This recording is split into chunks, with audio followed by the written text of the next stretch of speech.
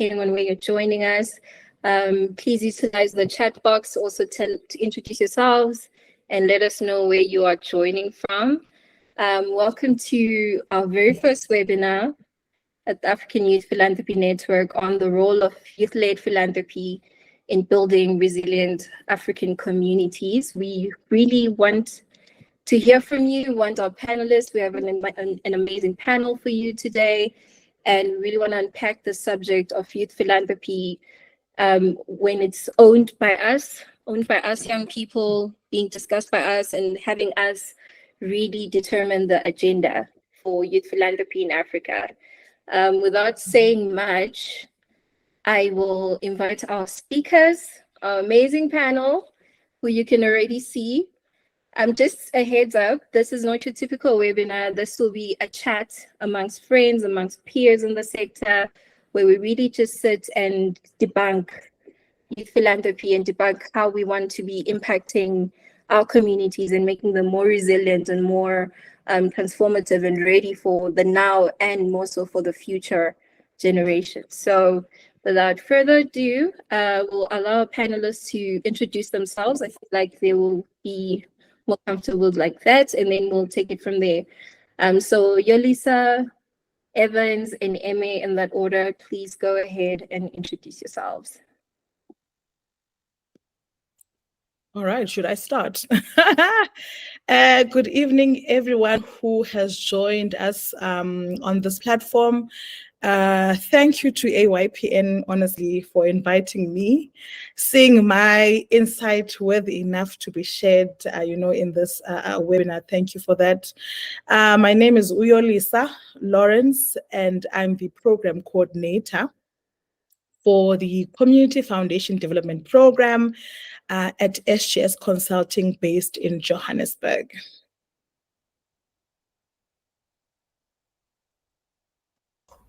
Thank you, Yoli. Oh, go ahead, Evans.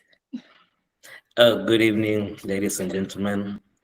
Greetings from a very cold Nairobi. My name is Sitati. I'm Program Officer at East Africa Philanthropy Network. Thank you, Tembekile and team, for organizing this wonderful webinar. I think it's very timely.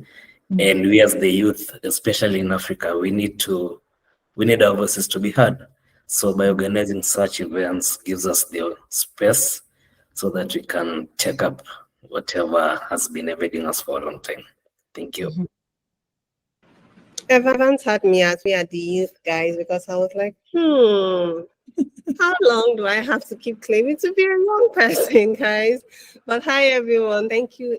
Like, my colleagues have said, thank you so much, Tembi, for inviting us to this platform. Thanks to AYPN, to you, Fed, as well. And everyone who I see is joining us. The numbers keep increasing. Thank you for making our time to join into the conversation today. My name is Eme Iniekung. I'm dialing in from Lagos, Nigeria. It's a bit cool. It's about 5 p.m. And I work with Giving Tuesday, mainly the Giving Tuesday Africa Hub. I handle programs and partnerships for the Hub, and I look forward to the conversation. Thank you so much, Eme. Thank you all. Thank you, everyone. Just to introduce myself for those who just joined us, my name is Tembegile, and I will be co-moderating the session with Fred and the AYPN team. So just another heads up, this won't be the typical webinar that you were probably expecting. This is going to be a conversation amongst us, amongst panelists, friends. If you have comments, please post them in the chat box. If you have questions, you can type them in the Q&A, or you can come on mic and just ask as we're rolling. Really want to have an open conversation about various topics affecting youth philanthropy in Africa. So feel free to join us. We welcome you. Without further ado, we'll get to our fireside chat with my amazing panelists. So, we in the development space, we tend to create these nice, very beautiful buzzwords, around discourses, and you realize as you go that a lot of people don't really understand what they are or what they mean, what they really mean, and how they affect the communities or the beneficiaries that we work with.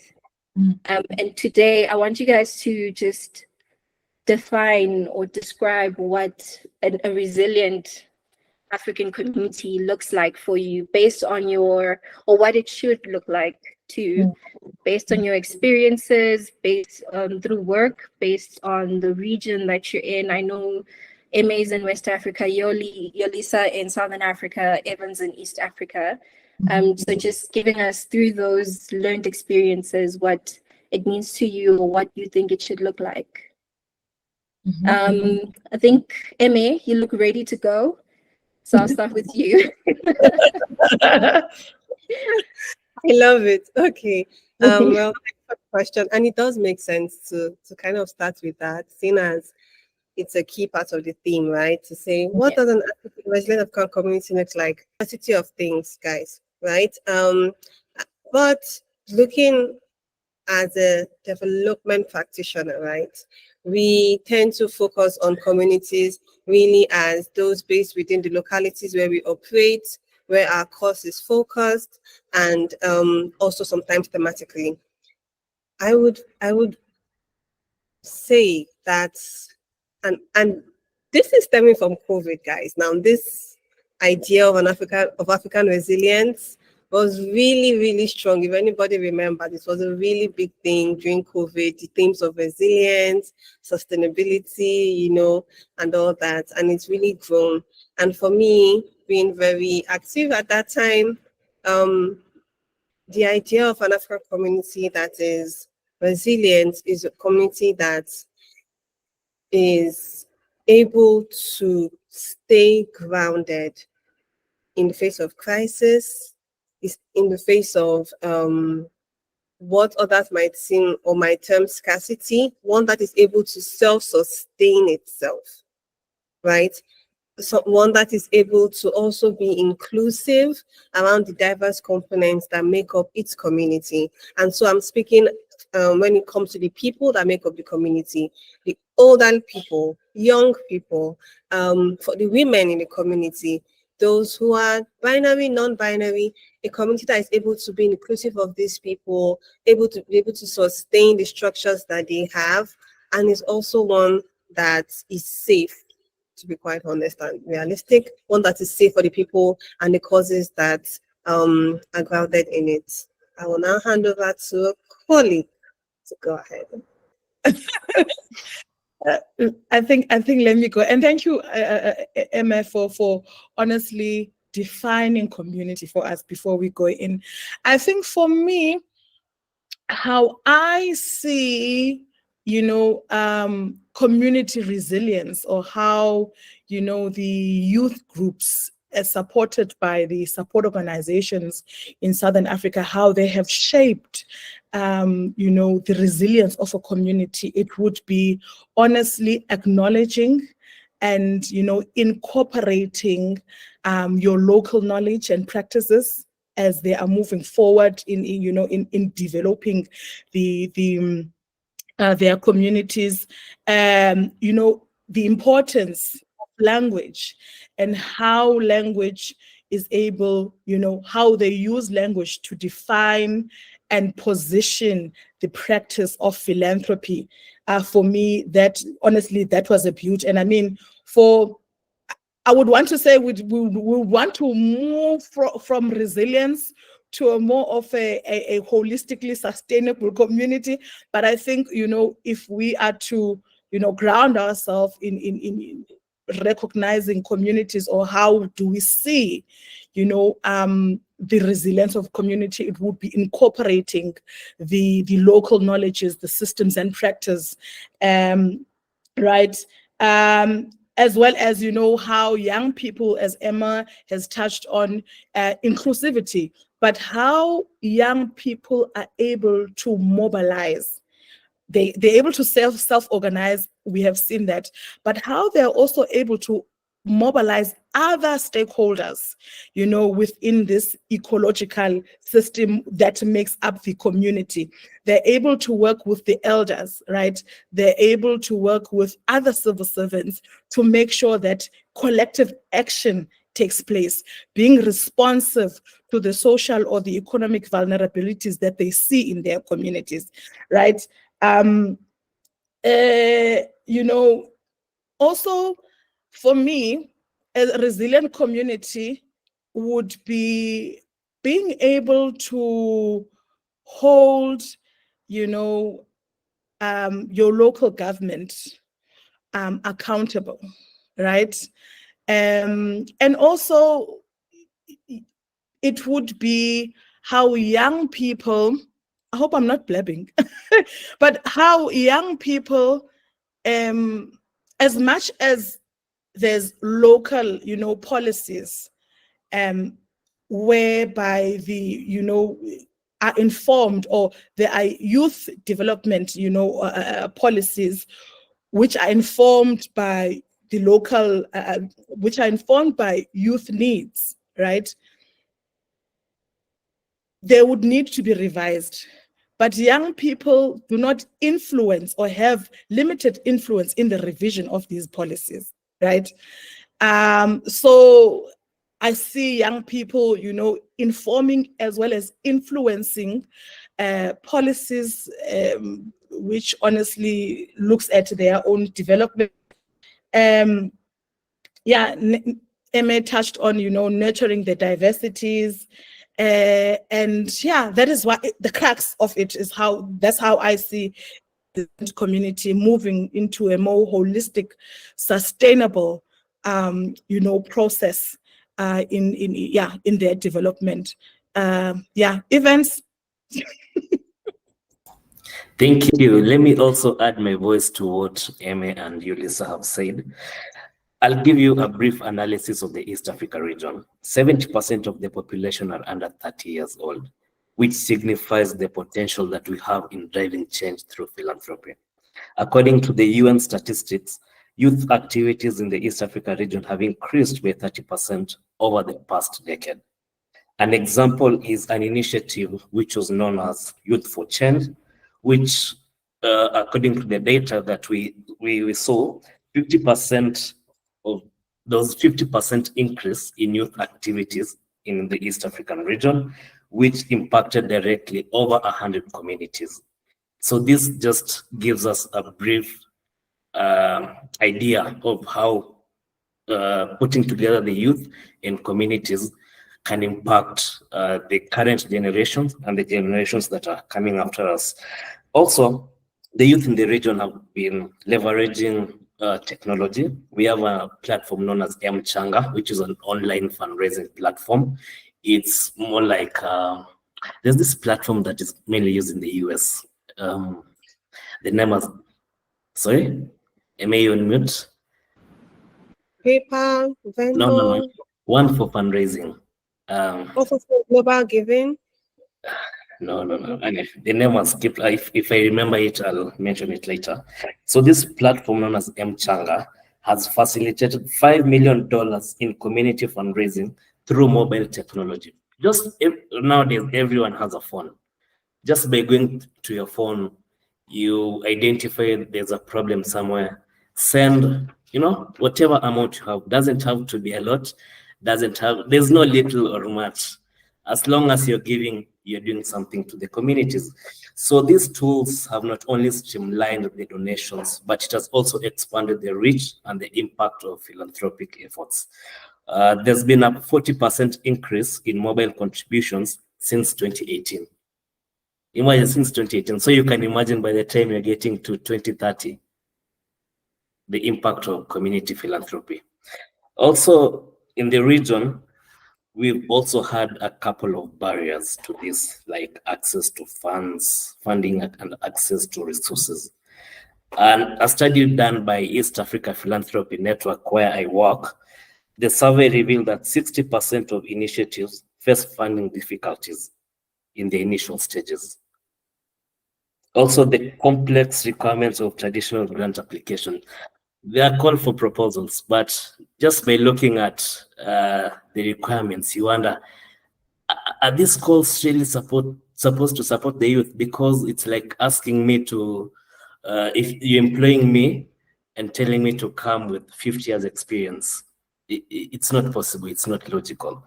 So there are some of the good things that have happened in the past, but we also have some barriers that are hindering our progress. But on the bright side, I'd like to focus more on the good things that are happening. We have a number of capacity building initiatives that have been tailored to be youth friendly. Like in Rwanda, Philanthropy University offers crucial courses like non-profit management, courses on stakeholder engagement, courses on digital marketing, which target the youth. You know, the youth cannot, you have to modify the way you teach the youth. You cannot use the traditional methods. Also with the Gen Zs nowadays, we know they are very different and very unique in their own right. So we also need to adjust the education curriculum to fit all of these generations. And the last thing, on matters of policy and legislation, many young guys in the past have not been participating in electoral processes. And if they participate, their voices are not being heard. Nowadays, the youth are very vocal, and their voice is key in shaping policies around the region. Recently in Ethiopia, a recent legislation was passed that provides incentives to businesses that support youth-led organizations or youth-led projects. With that, there was an increase in corporate donations by 30%. Imagine, 30% just by legislation. So that means that as other countries, we can borrow from what's happening in Ethiopia, and we can also advance our courses differently. Thank you. Back to you. Thank you so much. Thank you for also adding those things, those last bits, because as all of you are talking and giving us this tidbit about what you think a resilient African community should look like and what it currently looks like, which is what Evans alluded to a bit. I'm thinking now what about the definition of youth philanthropy, about what you guys think youth philanthropy is, because I think we say it out loud, but what is it and what does it actually entail? What is contained within youth philanthropy? Is it part of the African giving practices? Do we have any youth-led African giving practices existing from your regions and from your experiences? What does it look like, or what should it look like? Yoli, do you want to take this one first? You know, I'm actually even writing it down, the African giving practices, which are led by young people. Cameras off.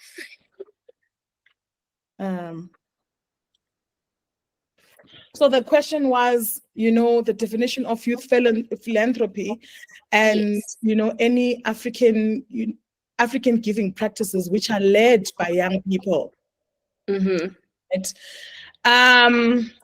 Let me think. Let me use Malawi, right? So in Malawi, there is a youth group, right? Who is called Lusolanga, loosely translated to My Talent. And this particular youth group, right, honestly started with a poultry business.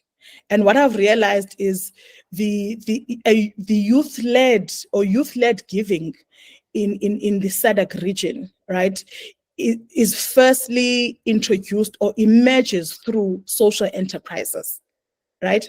So in Malawi, they started a poultry business, and honestly, just by the match funds that were, you know, provided by the Mutsi Connect, which is the support organization we're working with, they were able to expand, you know, the income generating activity, as well as advancing, you know, their sustainable livelihoods in incorporating, you know, or in establishing a solar powered chicken coop or incubator.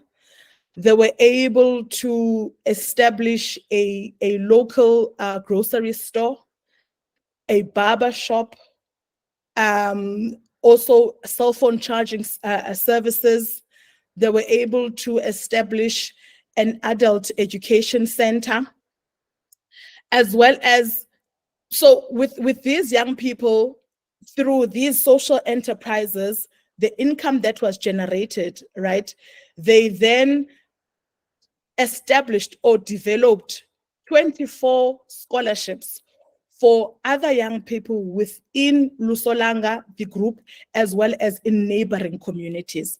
So if you're asking if then I am responding to, and I hope I am responding to your question of the African giving practices, which are youth-led, what I was exposed to was, youth-led social enterprises where the income is not only generated for the benefit of the youth and their immediate families, but they were able to also move the income that they were generated in supporting the other young people in attaining better education. I see that that youth philanthropy to you is kind of the social entrepreneurship buzz that is happening now, that is sustaining and is going to continue sustaining our communities. I think what I recently heard about in South Africa, or learned about rather, is that people are starting debt stockpiles as part of their way of philanthropy and giving to each other, where if as young people we're all getting into debt, we're trying to figure ourselves out financially, and we make very bad financial decisions, and coming together to say, okay, let's cover Eme's debt first, and then we come to Tembi's one, and then we come to Yoli's. And that's a way of youth philanthropy and us innovating our giving practices, I suppose. And then there's GoFundMe's coming up also that Evans was talking about. So Eme, I don't know, from you in West Africa, what does youth philanthropy look like, or what do you think it should look like and resemble rather? All right, awesome. So as a Giving Tuesday proponent, like Giving Tuesday, let me start so you see where I'm coming or I'm going to. So Giving Tuesday is a day that comes after Black Friday, started sometime in 2012, where we said, okay, so people, they buy a lot of stuff on Black Fridays. And maybe there's a day afterwards where people have some spare cash, right? And then they can decide to give to others, to cousins, to friends, to neighbors, just give within their local communities money that they weren't able to spend on Black Friday, which is very real because the sales are always, yeah. And this also came from the idea that it's something I personally really believe, that everyone can be a philanthropist. We can all be philanthropists, right? And so we have a Giving Tuesday Spark, which really speaks to the younger people, the younger generation, as I like to call them, things that they do, children really, and how they are giving back to their communities. And we have Spark activations, as we call them, like young people doing amazing things all over the world, right? And so for me, that also influences the way I view philanthropy done by young people, right? Because the reality is, coming off the premise, remember that we can all be philanthropists. I see people doing amazing things, young people doing amazing things every day. And the kind of philanthropy that young people do, while it is not always, to be honest, we do not always amplify how good and how amazing young people are, and the depth of work. And I'm talking from as a citizen of a country where our leaders also, there's ageism involved, and our leaders tend to look down on the work that young people do. But we do not amplify it as much. Evans put up a statistics.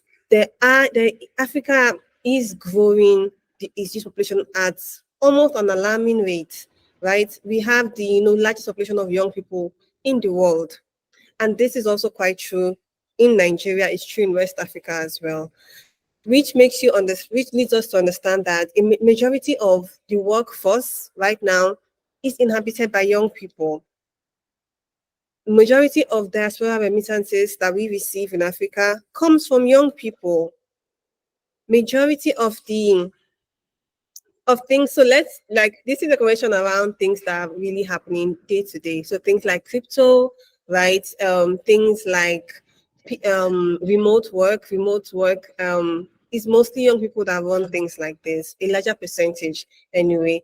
And then even while Yolisa was speaking, I was thinking around the cultural practices that we have, right? Around how most of the cultural practices that we have hinge a lot on young people being able to actually do these things. I'll give you an example. So I had a baby last year, guys, and usually we have a we have a practice. It's even written. We have a Giving Tuesday. FY, I'm going to plug our Giving Tuesday Africa Traditions practice project that we recently launched last week, right? And so one of the traditions is called Omugo, right? And basically it talks about how African mothers or the bride's mother or the mother-in-law would come and would help the new mother. But the reality is, as much as that happens, and I'm going to speak from even my own experience, there are so many younger sisters, younger brothers, there are so many cousins who also they do the work. In my case, it was my sister that came and lived with me. She's a young person, right? And sometimes we overlook these things, but that's the case of so many people whose parents cannot journey to them. And so friends have to step in, sisters have to step in, brothers have to step in. There is no term for when my sister does this for me. There's a term for when the mother does it, but there's no term for when the sister does it or when the younger person does it, because it's almost expected, right? But the truth is, it does qualify as an act of giving time, giving talent, and so there are as I sit back and I think around this, I can think of instances, because I'm going to go back to the beginning. Young people are doing amazing things. For example, remember during COVID, right? We had young people come together, form coalitions here in Nigeria, for example, and give so much, both from the diaspora and even here. When we have civic movements, for example, End SARS, that was a turning point in philanthropy for Nigeria itself, because it was really a group of young people coming together and saying, we can do this, and money flowed, guys, funding flowed so much. So I think for me, it's really the recognition of the work that young people do that we need to begin to pay attention to. Because I can give you so many instances. We do have Giving Tuesday leaders, for example, across various countries, and they do a lot of work with youth, a lot of grassroots work with young people. And most volunteers, like we all know, most volunteers are young people. When we have volunteer work, when it's given. The age range, when we look out for, call for volunteers, we all know we're looking for young people to come and join our organizations and do these things. So those kind of things, I think we really begin to, maybe it's time for us to begin to shift our minds and really amplify, right? That young people, they are really, at this point, they are basically the backbone of development work in Africa. Let's just say it. Yeah. Absolutely. And I feel like when you mention volunteers, for me, it's such a cringy subject, because so many are being taken advantage of, where you come and you're not getting paid, and they know that you're a young person, you're looking for experience, as they call it. And so they know they can take advantage of that. And that's what we need to change about our sector and our, youth philanthropy. How do we redefine that? How do we make that work for all of us young people from 16 years of age, to say how we're going to compensate them in a very equitable way? And I love what you mentioned about community. I feel like community is a form of is a giving practice, is an African giving practice all on its own, within its definition itself, where people are coming together as friends, as sisters, as families, as mothers, to just give. Giving of time is so, we don't give it enough value as it is. And I've started on this, and you've started giving me examples of successes in policy and in other youth-led initiatives. I know Yoli mentioned in Malawi. Evans also mentioned a few. So I think now I want to know, from your experiences and from your regions, what have been the barriers that you've noticed to youth philanthropy, when youth-led philanthropy, philanthropic initiatives, when it comes to them really implementing their work or their activism? What have been the barriers that you think have really affected their effectiveness from the perspective of the community, or from like institutional infrastructure, policy? I want to know from you guys. Evans, can I start with you there? Yes, let me go. Some of the barriers that we have experienced in the East Africa region is on matters of capacity. Many of the youth do not have the technical capacity to manage grants, to apply for the grants in the first place. They do not even understand how well to draft their proposals. They do not understand how to write the narrative and the financial reports. So one of the issues has been around capacity building. At East Africa Philanthropy Network, we do quite a number of research with young people and with communities. And we also host communities of practice and working groups in 13 thematic areas, the youth being one of them, and communities being one of them. So we try to build the capacities of these communities.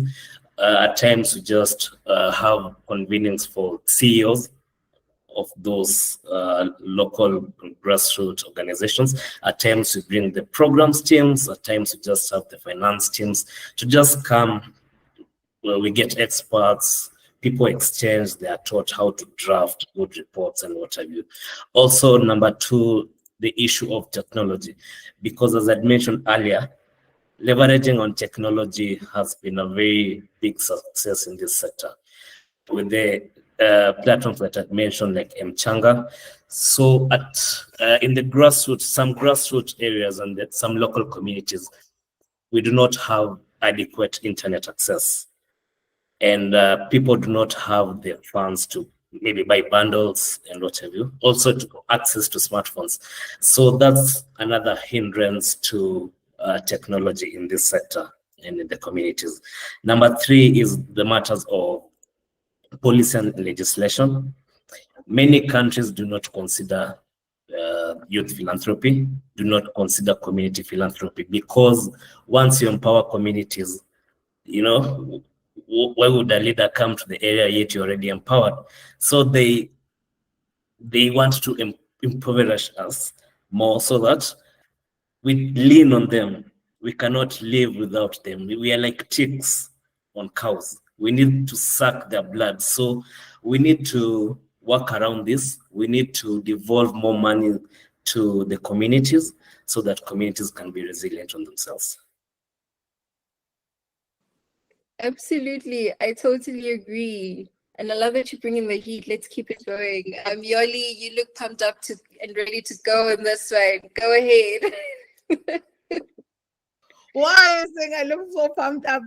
And you know what, with some of the, points that Evans is bringing to the fore, honestly, I resonate with them in my context, especially with, the capacitation of young people.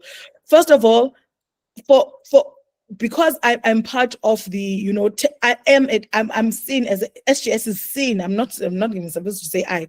So SDGS is seen as the technical advisor, right, in Southern Africa that then capacitates or strengthens the capacity of support organizations in honestly deepening and building the movement of community foundations. And these community foundations are youth-led, community foundations. But you would find that they need support with regards to resource mobilization strategies, right? And in us supporting them, would always say, start with what you have. What you have right now, you've got you've got the horizontal philanthropy. You've got the community space where you are able to mobilize, for the resources that you need. Financial literacy as well, right? The bookkeeping. But it's so fortunate that at the training we had, I think it was a month ago, young people in Morogoro, it's CBO, so community-based organizations, so youth-led organizations and youth-led community foundations it was the first time, some of them, for some of them, it was the first time meeting, and they were able to network. You know, one of the community foundations, you know, coordinates training in their community, mainly on, you know, social enterprises, building the social enterprise, offering, you know, bookkeeping and financial literacy. And through that networking phase, they were able then to say, hey, we can support you at no cost, right? So I'm talking about challenges as also windows of opportunity, right? Also the availability of resources. You know, there's only much that support organizations can provide, you know, youth-led initiatives, right? The matchmaking, it can only go to such an extent, right? But sometimes it does not get to sustain development which is led by young people. Then it would lead me to asking, you know, where are the businesses? Right? Here in South Africa, we are privileged to see, you know, businesses through their corporate social, you know, investments. They support youth-led organizations, right?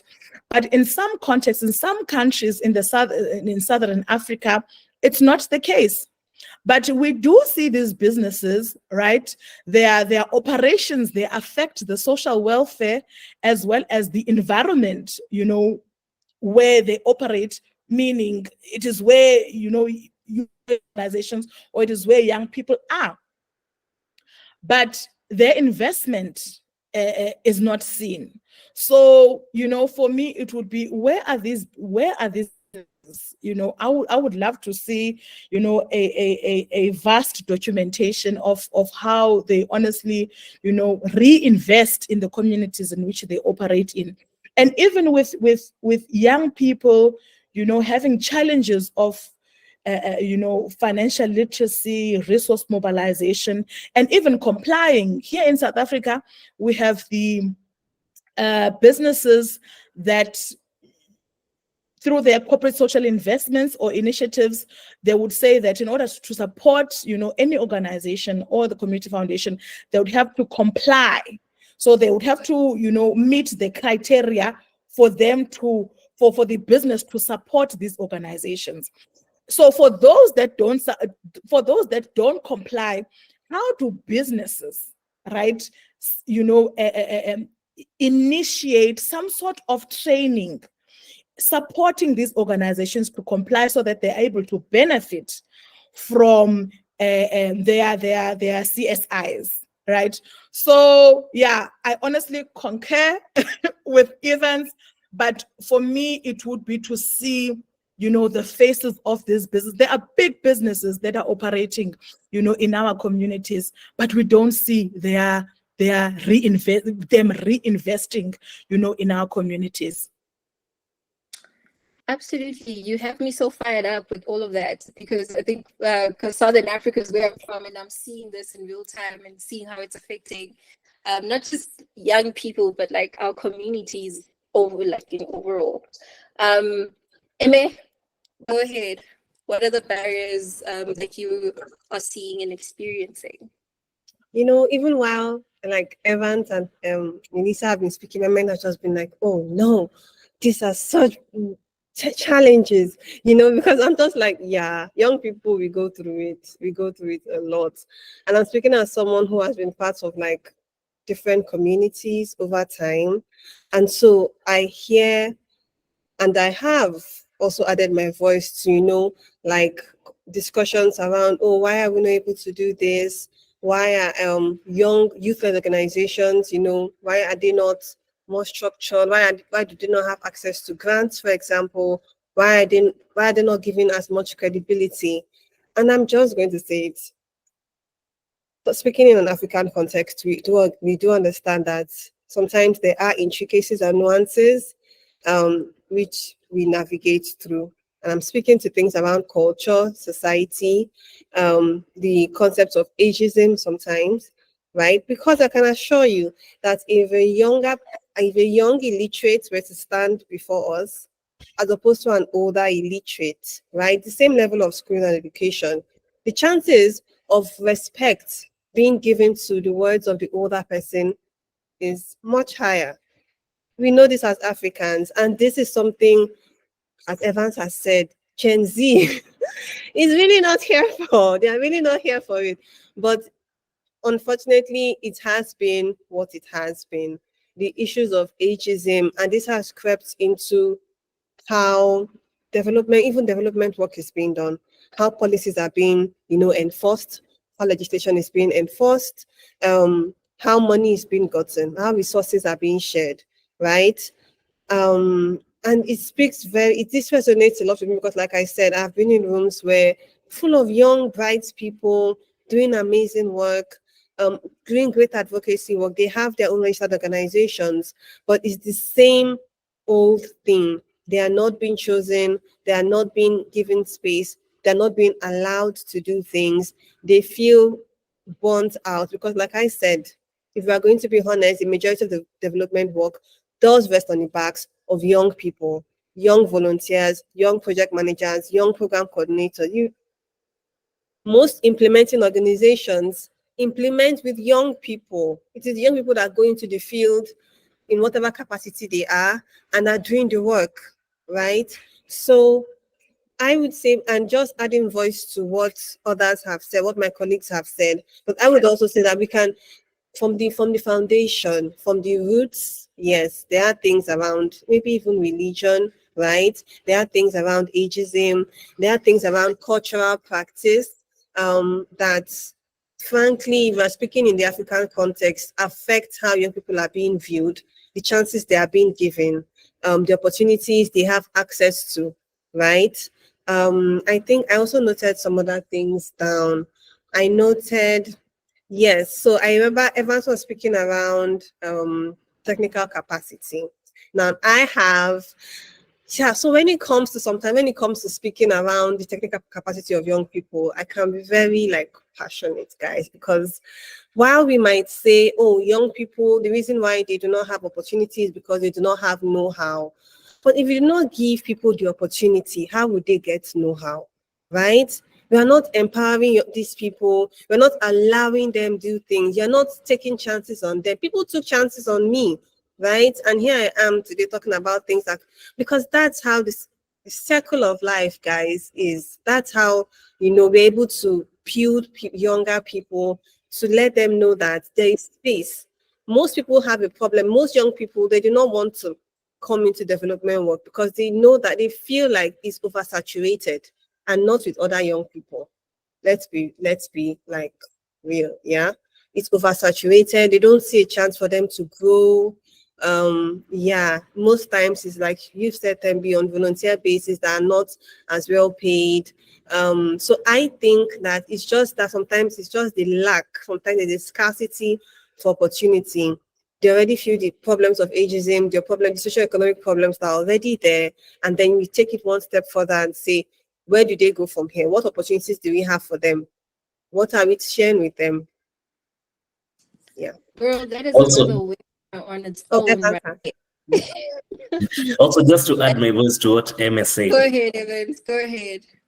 Just basic things such as registration of youth-led organizations or grassroots organizations. There are too many requirements.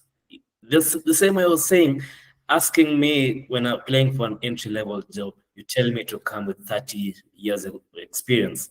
How? It's not possible. That's an entry-level job. Let me start from somewhere. Then you can increase the requirements as my organization grows. As you see the impact that I'm making in the community, as you can see how I'm uplifting people from poverty, from malnutrition, from illiteracy. Then from there, you can tell me to pay some more taxes. You can tell me to, So, we need to put our elected and nominated officials to their toes. They need to listen to us because this is also our space. Absolutely. The onus is on us to really go to the policymakers and how to position ourselves in a place where we can talk to the policymakers and help them shape these policies that are coming up to to say, hey, this is actually, it looks good on paper, but it doesn't actually help us as young people. And I think at AYPN, that's what we're trying to change also, to change the narrative and to give young people a platform. How do we make granting better and less, tasking? How do we incorporate all these organizations from young people that are run by young people that are probably not registered, or somebody in a rural area somewhere who's just starting and a movement saying, stop raping us? How do we take that person who's probably 18, doesn't know anything about registering, probably doesn't have enough money to register, and we incubate that into our network to help them do their work better so that we impact our communities better? You guys have me fired up so much. I'm just going to open the Q&A just for a little bit. So one hand that was raised.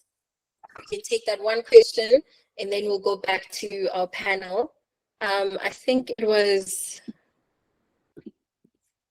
I'm afraid, please help me there. I think it was Bonnie. Yep, that was Bonnie raising his hand for a few times. Okay. Bonnie, you can go ahead and unmute yourself. So we'll take your question. Fred, please give him speaking rights. I'm not sure if he's got. Trying to do that right now and double check. Okay.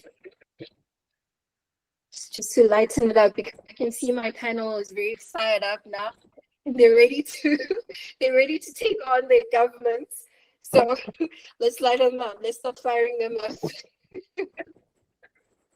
Power belongs to the people. Absolutely. I think whilst Fred is trying to do that, remember everyone, if you have a question, please post it in the Q&A or raise your hand. We'll add you to the queue. Is he now able to talk?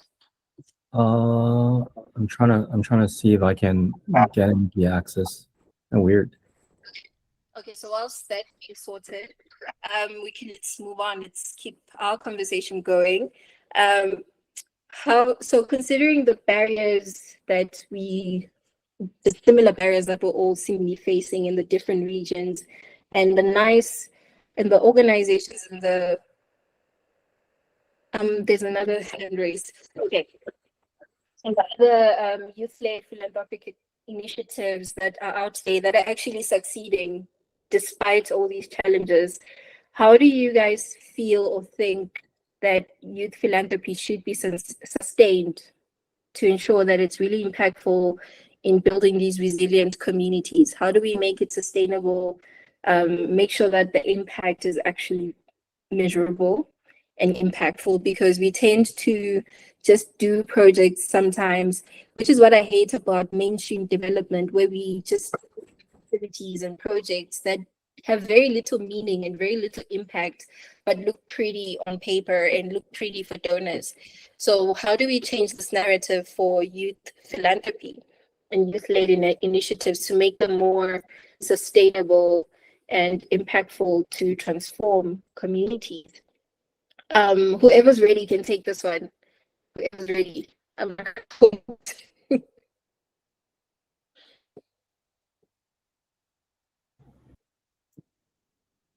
I see everyone's like taking notes, writing down. Everybody's like taking notes, like I'm talking too much. All right, I can start, then my colleagues can jump in. So to ensure the sustainability of, is there an echo or it's on my end? Yeah. There's an echo? I can hear you though. Yeah, I think there's a little bit of echo, but if anyone else has not been on mute, we'll just mute ourselves and let Evan speak ahead first. Yes, I hope it's clear now. Awesome. So how do we ensure that these communities are sustainable? Number one, building partnerships. We need to collaborate with local businesses, governments, international donors, local donors. We need to diversify the funding streams and sustainability. As much as we are trying to put governments on their toes, does not mean that we hate the government. We need them. We need to collaborate with them. We need to partner with them. We need to scale our projects. And the partnership is what will ensure that we scale these projects.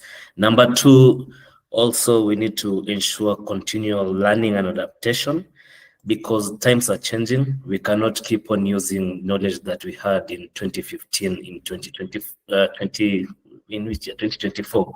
We need to continue learning. We need to continue upgrading our skills. We need to continue getting more knowledge. We need to host such events so that we hear from West Africa, we hear from East Africa, we hear from South Africa.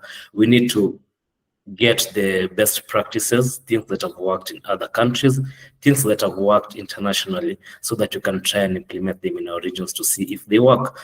Also, number three, we need to, the projects need to be deeply integrated into the community, and it needs to have local leadership, the support of local leadership. Also, the projects need to be adapted by the communities. They need to own the projects. By owning the projects, it will ensure that whatever happens, they'll try as much as possible to ensure that it's sustainable. And by ensuring that these projects are sustainable, that will create more resilience to these communities.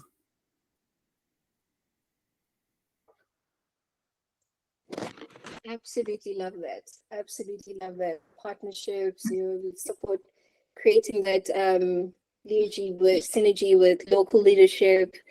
Yeah, thank you for that. Yoli, are you ready to take us on? It would seem like I'm echoing Evans's Evans's sentiment, and especially, we expect, right, or we prompt the scaling up of youth-led philanthropy, youth-led initiatives, but the funding is decreasing. Right? There are so many austerity measures that we just can't scale up. We just can't scale up. So for me, honestly, it would have been one. How do we maximize networking, collaborations, right? Just to give you an example, and I'm hoping Jeremy is joining us. I didn't see anyone in the room, but for me, a heartening a collaboration that I've seen that really warms my heart within the South African context is one that is carried out by a youth-led community foundation known as the Initiative for Community Advancement. And this community foundation, they wanted to respond to the epidemic of, intimate partner violence and gender-based violence. So in responding to this, they brought all the actors. I mean, the civil servants, the police officers, your lay councillors, other organizations that are working towards, responding to issues of gender-based violence. And from that, they were able to develop a community-affiliated fund, which is known as the Hope Funds, a Hope Fund that, is responding to this issue and is, assisting those that are affected by gender-based violence. So for me, they are responding to, the social vulnerabilities that they are seeing in their communities, but they also, bringing everyone to the fore to talk about this social vulnerability like gender-based violence, and creating, a fund or establishing a fund that then responds to that. So for me, honestly, saying again, how do we maximize youth-led philanthropy? Bringing everyone to the fore. Everyone that is able to be a resource, financially or in kind, in ensuring that, the work which is led and it is coordinated by young people, goes beyond, creating being tongue-tied, resilient communities into sustainable ones. And actually even responding to the Sustainable Development Goals. Responding to some of those indicators, in some of the SDGs. Girl, you have preached. You were preaching. Because as much as young philanthropists and practitioners, we're struggling with, and this is a general trend within our network also, Zero Pain, where they're struggling with funds. And you're like, okay, I don't have funds, but I really am doing well in this. I'm getting people attracted and people in the community is actually quite involved. What else am I doing? What can I do? And I think ICA is a perfect case study of how you leverage the relationships within the community and you bring everybody together to say, it's affecting all of us. Let's all come together and fix it. So thank you on that. Eme, you can go ahead. Tell me, what more can I say, though? What more can I know, girl. I was like, oh, it would seem like I'm just reiterating. What am I going to say now? But yeah, I think just based on what my colleagues have been saying, based off of that, right, it's really the power of, for me, and something that we call coalitions in Giving Tuesday. Like, yeah, it's great to be one organization or one young person doing amazing things, right? But there is greater power in coming together with others, in collaborating, in creating a coalition around the cause. And it's hard for people to not take notice of coalitions, right? It's easy to say, okay, oh, there's just one person, nobody knows him, he's doing some work somewhere, probably never been heard of. But if you're able to, collaborate with others, you're able to, like you say, lean on the strengths of relationships from those networks. And this is something that I tell other young people whenever I get the chance. Lean into network, lean into communities, right? Create that coalition, create that movement, which is a really big deal for us at Giving Tuesday as well. Create that movement. It's very hard for you. It will be very hard to overlook the work you do.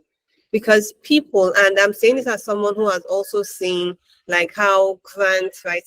Guys, there's an airplane in case you hear something, guys.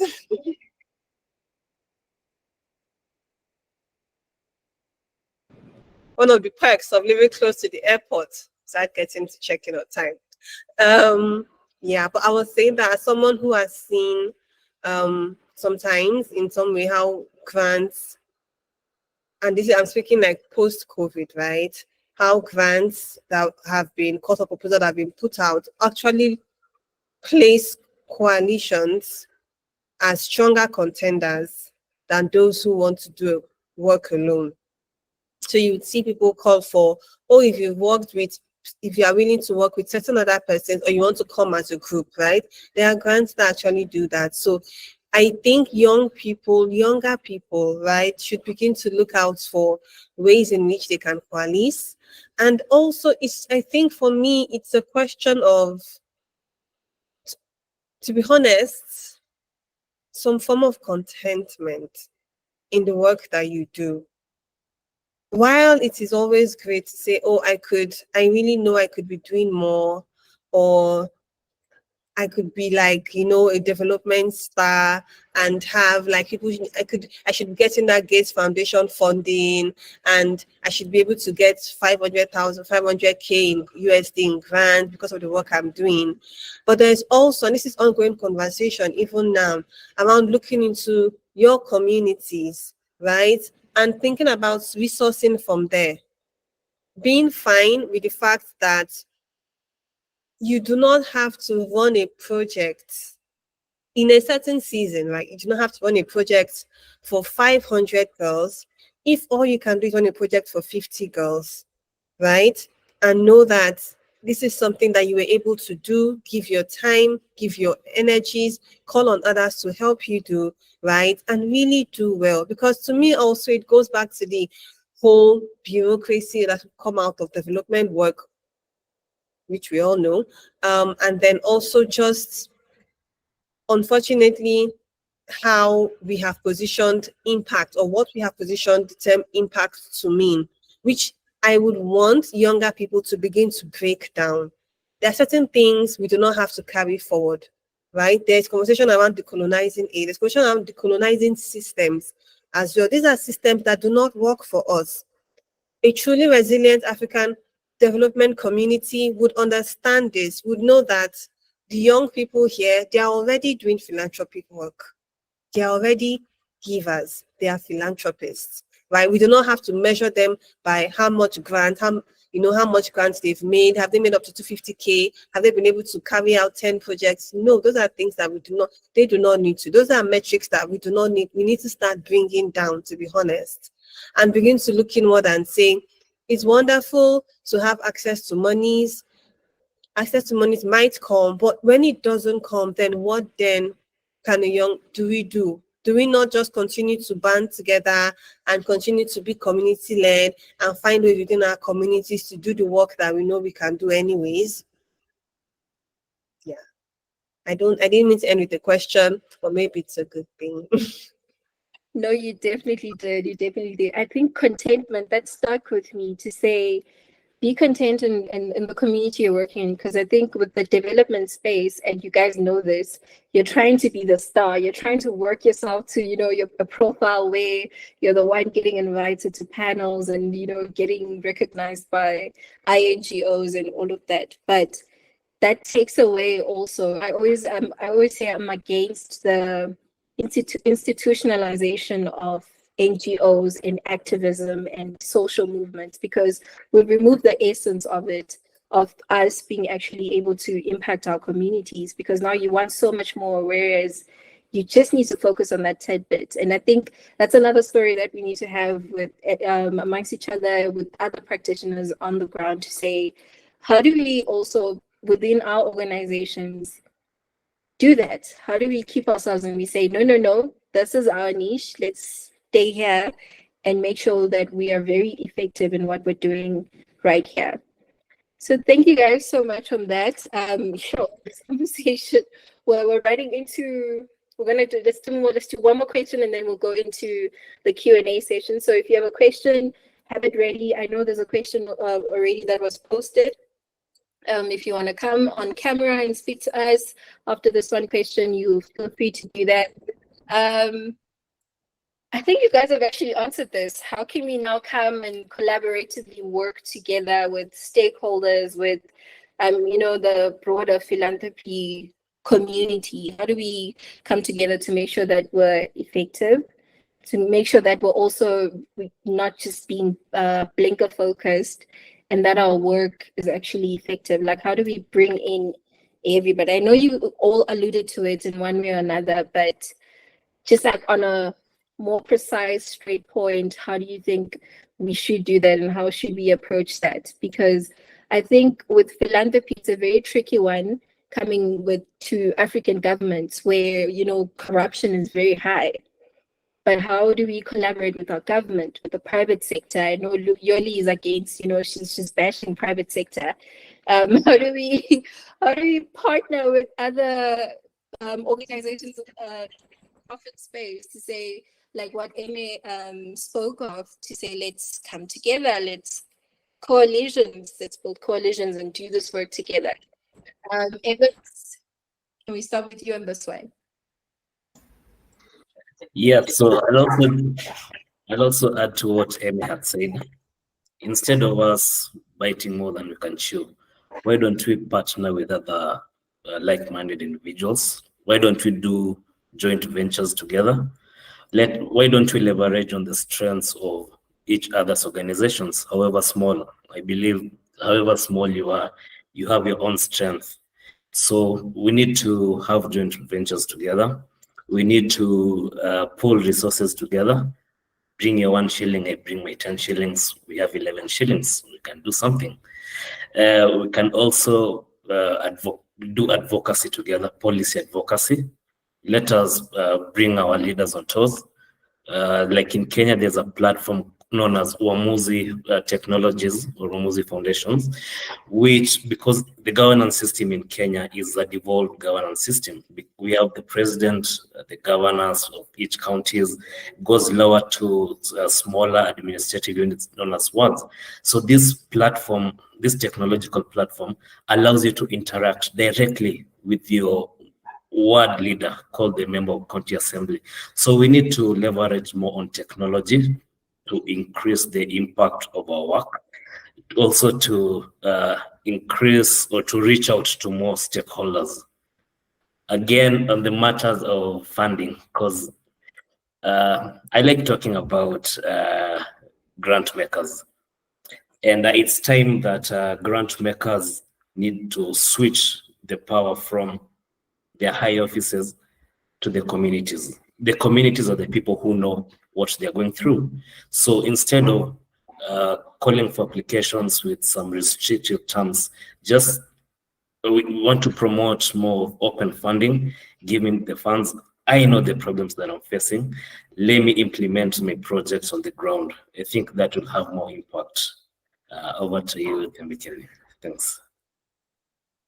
Absolutely. Let's give the communities. I think that's where the community foundations model comes in as a way of, sustaining resilience in our communities and saying they know better. Even us as AYPN, we're saying we want to do a project around that to say young people who are already running community foundations, how can you come to us and say, this is what's happening in my community and we help you, where we understand that we can't be the solution at that high level, and we need the people on the ground in the communities themselves who understand the context of the community. So thank you for that. Yoli, I see you're ready. You know what, Tembi, I wanted you to actually repeat the question, but I realized that the question is just near me. And honestly, Evans, it would be like I'm always concurring with you. I'm always agreeing with you. Honestly, it's the collaboration, collaborations, that will honestly allow, that shared learning, and as you've said, how do we harness on our strength? How does your strength, fit into some of the parts in which I'm struggling in? So without saying much, it really would be the collaborations, from those that are outside, and honestly allowing the shared learning. Hope I'm actually responding to the question. You definitely are. You definitely do. Thank you for that. Eme, you can go ahead. All right, since my colleagues have already, really gone in on collaboration, what I'm going to say, or what comes to mind, and I just wrote this down, because we are speaking around being able to engage with, other stakeholders, the government, the private sector as well, right? To maximize resilience for youth philanthropy.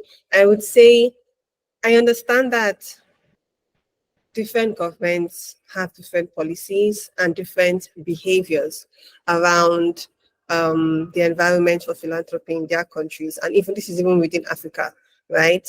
And it will be helpful and useful for young people or youth-led movements,